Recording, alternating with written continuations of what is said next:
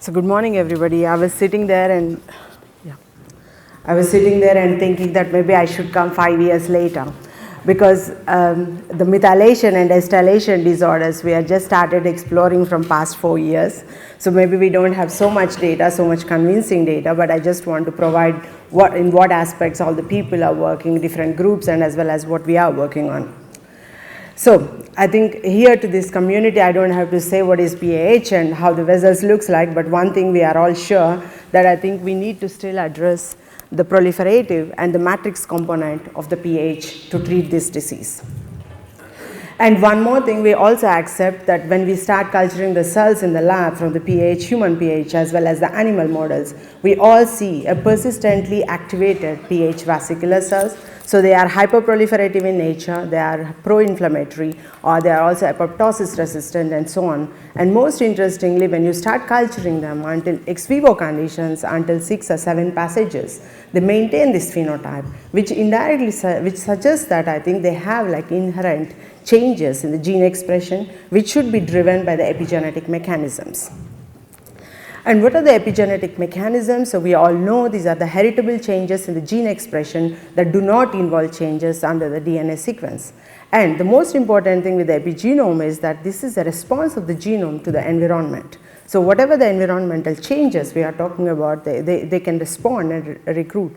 So there are different epigenetic mechanisms, but I think today the next speakers will be more, and including me, we will be talking about the DNA methylation as well as the RNA based mechanisms, which you already heard from Steve, but then also the histone modifications. So why we all think that the epigenetic mechanisms at all involved? Because as I said, so this is the way the environment can interact with the genome and the underlying changes. So we all know in pulmonary hypertension, so we have the mechanical strain, we have the inflammation, hypoxia, genetic predisposition, and nutrients. By regulating several channels like either the metabolic state of the cells or the transcription factors, it can regulate the chromatin or the epigenome, epigenetic changes, which finally leads to this kind of persistent activated phenotype what we all observe. And there's also already several hints from our studies that, as I said, the first thing is really the stable phenotypic alterations, which suggest that the epigenetic modifications can be involved, and also the monoclonal proliferation of the endothelial cells, which we also know, and also the sustained inflammatory response, which from Kurt-Stenmark's group, which has shown, and also from the Stephen Archer's group has explored that there is the SODT, the first promoter hypermethylation, and later on from the French group has shown that there is a hypermethylation of granulosin and so on, which all hints that there is an epigenetic underlying alterations which underlies this stable phenotypic alterations what we observe. So that's why we are interested to do a genome-wide study to visualize this epigenetic landscape in PH. So as I said, so that these cells maintain a persistent phenotype. So that's to check this, I think we took the human donor as well as from the PAH. We isolated the fibroblast, adventitial fibroblast, and they are cultured for several passages, and you can see that for different passages, so they really maintain the hyperproliferative state, the apoptosis resistance, and they are pro-inflammatory. And so after confirming that they maintain this persistent phenotype, the human vesicular cells, so we did the genome-wide studies to explore the epigenetic landscape. So what we have done, so as I said, so we took the donor and IPH fibroblast, and then we did the transcriptome analysis, and we also did the DNA methylation analysis as well as the histone modifications, so the histone acetylation as well as the histone methylation changes. And then from the combining these two data sets of the RNA sequencing and the chip sequencing, so we tried to predict like what could be the enhancer landscape, the correlation between the transcriptional changes with the epigenetic changes as well as the transcription factors and so on. Okay, as I said, the first thing what we have done is like to really look how is the transcriptional landscape is altered in this human disease. So as you can see here, so by doing the parent sequencing from the donor versus PAH fibroblast, we have seen that then more than 2000 genes are differentially regulated with more than twofold. And as you can also appreciate, so between the samples there is a variability because these are the human samples, but still these are the more than 2000 genes are differentially regulated. And when you look at the top regulated genes, you also identify some of our known genes, for example phosphodiesterase 5, which is also strongly upregulated. But when you look specifically at the pathways that are regulated, we identified not only the known pathways, for example, we all know that the smooth muscle cell contraction, the cyclic GMP PKG pathways, the prostacyclin signaling, these are all, we all know that they will be regulated, and which confirms this data set, and also the Wnt signaling and the inflammatory cytokines. But interestingly, we also identified a new pathways like ABC transporters, the axon guidance molecules, the TGF-beta, this is we all know anyway, and the hyposignaling molecules. And when you look at the network analysis, you also appreciate, so along with the pathways in cancer where we all predict, so there is a commonalities of some of the mechanisms between cancer and PAH, but the complement coagulation cascade as well as the axon guidance molecules and the ABC transporters, so these are strongly regulated in these disease conditions, which provides a novel outlook to this disease condition. And then, as I said, like we later on after the transcriptional landscape, so we also all want to understand, so how is the epigenetic modifications correlate with these changes.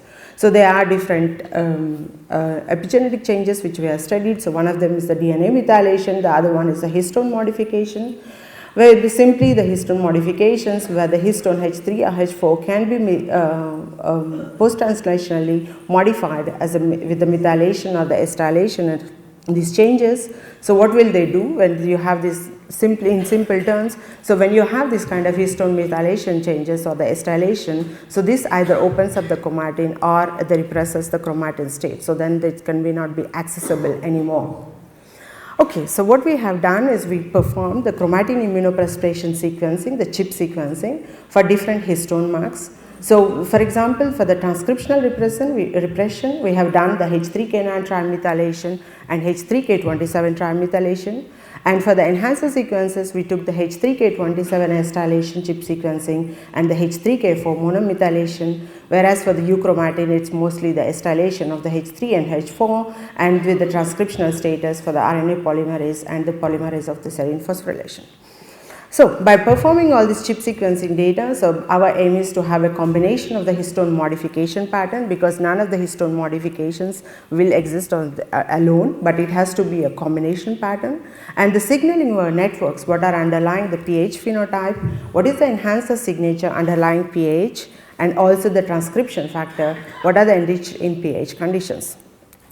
As you can appreciate, so we observed that there is a genome-wide alterations in the histone modification signature, which you can see here that the H3K27 trimethylation more than 800 peaks are enriched, and then which you can also see with these changes here between donor versus PAH. But then what we did is like we try to combine these changes with the RNA sequencing data. So the first line what you see is the RNA sequencing data, and later on these are the different chip sequencings of the different histone marks which were combined with the polymerase status. So we came up with two clusters. One of the cluster is cluster 1, which is where the increased transcription is correlated with the active chromatin state. So you can see the upregulation of the genes is associated with the increased acetylation status, and there is a lack of H3K27 trimethylation. And the cluster 2, where the downregulation correlates with the increased H3K27 trimethylation. So we took these two clusters and did the network analysis and also checked for the KEGG pathways that are deregulated and so on. And when you can appreciate that in the upregulated set of the genes, we identified like target genes we all know, like phosphodiesterase 5A. So, sorry, I think my system crashed down, and morning I was working on this. So what you can see here, this panel is the donors, and then these are the ones with the PAH. So you can see an increased transcription of the PDE5, and this correlates well with the increased polymerase status and increased histone acetylation status. And the same is true with the TGF-beta, Wnt5 ligands, and the myosin light chain kinase. And when you look at the downregulated genes, and you also identify the ABC transporters and the TGF-beta inhibitors and so on. So which will correlate so that you don't have any expression in the basal level, but you have an increased peaks in the IPH conditions, and this is also correlates with this one. Okay, so but as I said, so just want to explain so that I think this is not only, you can identify a lot of new target genes with this where the histone modification signature correlates, but then one example is the PDE5 and the ID1, which is the target genes of the BMPR2. So where you can really appreciate so that this compared to the donors, the PDE5 expression is increased around 20-fold, and this correlates with the histone signature as well as the polymerase expression. And the ID1, and then what you can see is that the ID1s are downregulated in these conditions, and this also correlates with the histone changes. Okay. And when you look at the integrative analysis, what are the pathways that are regulated and so on. So we can see that most of the pathways in PAH conditions are related to the renin secretion, renin secretion and the axon guidance molecules and cyclic AMP and cyclic GMP, which we all know. And then when you look at the mostly pathways which are enriched in the donor is about the hyposignaling and the TGF-beta signaling molecules and so on. So the KEG diseases, there is no surprise that it mostly correlates with the vascular disease, but when you look at the catalog of the diseases with the JIVAs, then you see there is also correlation with the pulmonary function decline and also obesity and so on, which we are hearing a lot of talks from yesterday. Okay, in summary, what we can say is that this fibroblast specific integrative analysis of the transcriptome and the chromatin signature, we identified more than 50% of the genes that are transcriptionally regulated correlates with the histone modifications, and the deregulation of the pathways which are already strongly implicated in PAH, which we can confirm, such as TGF-beta, NF-kappa B, and Wnt and the STATs, but then we also identified the deregulation of the vasomodulatory pathways. So we see changes in the cyclic GMP, cyclic AMP and calcium, and as well as the smooth muscle cell contraction. So at the moment we don't know why the vasodilatory pathways has to come up here, but I think maybe the cells are becoming like a myofibroblast state and then the contractility may be increased. This we have to confirm, but we also identified several novel pathways like the axon guidance molecules, the hyposignaling and the ABC transporters in PAH pathogenesis. And then what we have also tried to do is like to look for the enhancer signatures, and then this was defined by like H3K27 acetylation positive, but then which lacks the H3K4 trimethylation, and you can really appreciate between donor versus IPH the loss of the some of the peaks of the H3K27 and enrichment in some of the regions. So what we at the end what we can say that is like there are some donor specific active enhancers around 2000, and there are also pH specific enhancers, but we still need to work what does these enhancer sequences mean with the term to PAH disease pathogenesis. And we also can predict the transcription factor prediction analysis. So what we did is we took these differentially expressed genes and then combined with the differential peaks of the chip sequencing, what you can see here, it's more complicated. But then we looked at the prediction of the transcription factor binding sites in the 500 base pairs promoter region. So what we came up with, like, of course, my favorite molecules, the FOXO transcription factors, which are highly enriched, but we also identified the several of us, like the molecules which all of us were working, for example, the RANKS molecules which are changed, NF-kappa B, the HIF signaling and so on. So this suggests that I think whatever the bits and pieces research what we are working on can be combined and can provide a global view.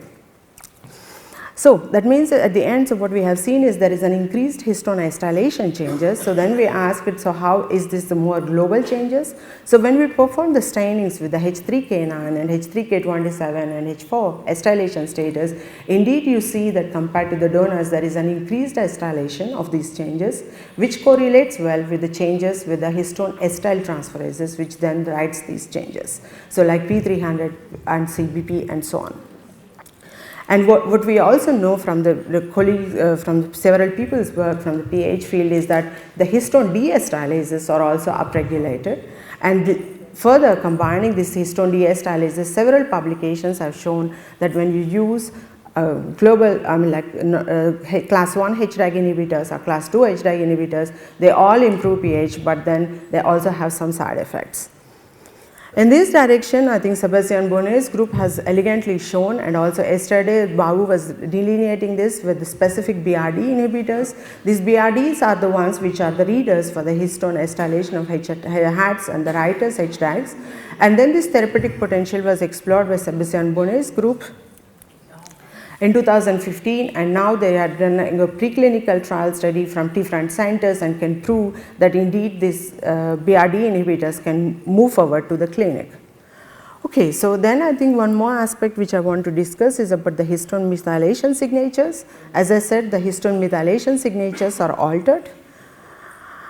But when we look for when we perform the stainings, we see also there is, I cannot 100% say, but there is a shift to demethylation status of the cells. This can be explained by the enzymes of the demethylases, which modulates the histone methylation.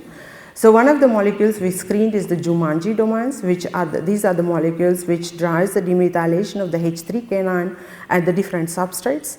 So when we screened for these Jumanji domain molecules, we identified JMJD1A and the 2B are the isoforms which are strongly increased in the smooth muscle cell compartment in PAH, and further performing the knockdowns of the JMJD2B in hypoxic conditions as well as in the IPH cells. What we identified is that the HIF signaling as well as the metabolic signaling is strongly regulated by JMJD2B, and we did a lot of further analysis where we can say that the JMJD2B drives the metabolic state of the PAH vascular cells. So this is what I will not go through further on, but I think what I would like to say is another aspect which will be covered later on is about the DNA methylation status.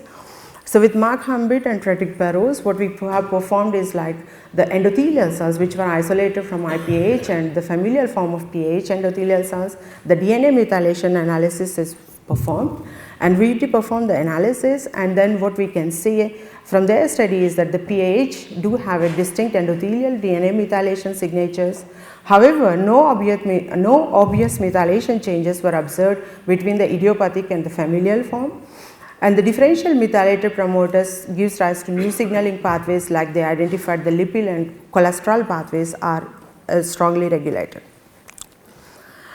At the end, what I want to tell you is, like, I think instead of all of us working at the single pieces of these puzzles, I think the disease is more complex, like a figure like Mona Lisa, so which is a more complex disease. So to address this one, I think what we are trying to put is like several pieces together. So I think, as I said, so we are working with the transcriptome analysis data and the acetylation and methylation data from us from the human cells, and Sebastian Bonnet's group is provided us with the human right ventricular and monocrotaline right ventricle data sets, and Kurt Stenmark's group has provided with the hypoxic fibroblast and right ventricles, and Frederick Perros' group has the human endothelial cells from the disease conditions and as well as the lymphocytes. So we are to want to really follow the true spirit of the PVRI. It's a global disease and it has to be addressed globally. So that's why we are sharing the data and analyzing all the data sets to address this global disease. With this, I would like to thank all the people who has contributed to this work, and Prakash for this global analysis, Christian and Swati for the JMJD work, and Chanil for the long non-coding RNAs, and all the lab people who contributed to this, and Werner Ziega and Thomas Brown for their great suggestions for this ongoing work, and also for all the collaborations. Thank you for your attention.